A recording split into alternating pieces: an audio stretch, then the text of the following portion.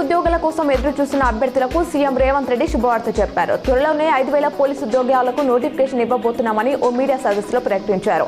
10 నెలల్లో తాము 67,760 ఉద్యోగాలు ఇచ్చామని, దేశంలో ఇది అత్యధికమని పేర్కొన్నారు.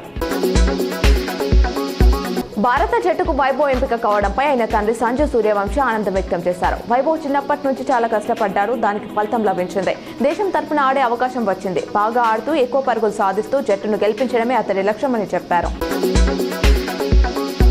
డొమెస్టిక్ ఎల్పీజీ గ్యాస్ సిలిండర్ల ధరను కేంద్ర ప్రభుత్వం మరో ₹29 పెంచినపై కాంగ్రెస్ పార్టీ మండిపడింది. ఇన్ఫ్లేషన్ మ్యాన్ మోదీ మరోసారి కొరడ జల్లిపించారని విమర్శించింది. ప్రజలను దోచుకోవడం, ధనిక స్నేహితుల ఖజానాలను నింపడమే ప్రధాని మోదీ సూత్రమని ఆరోపించింది. రాష్ట్రంలో అధికారంలో ఉన్న కాంగ్రెస్ ప్రభుత్వానికి ఇదే ఆఖరి బారని, మరో 20 ఏళ్ల పాటు ఆ పార్టీని ప్రజలు బొందపెట్టే విధంగా ముఖ్యమంత్రి రేవంత్ రెడ్డి పనితీరు ఉందని తెలంగాణ రక్షణ సేన చీఫ్ కవిత అన్నారు. శనివారం ఆమె మాట్లాడుతూ తెలంగాణ వనరులను, సంపదను, భూములను ఈ ప్రభుత్వం పేదల బందిపోట్ల మాదిరిగా దోచుకుంటున్నారని మండిపడ్డారు. ఇందూరులోని మిర్చి కాంపౌండ్కు వెళ్లే దారిలో నూతనంగా వేస్తున్న మంచినీటి పైప్ లైన్ పనుల్లో వేగం పెంచాలని అర్బన్ ఎమ్మెల్యే ధన్పాల్ సూర్యనారాయణ తెలిపారు.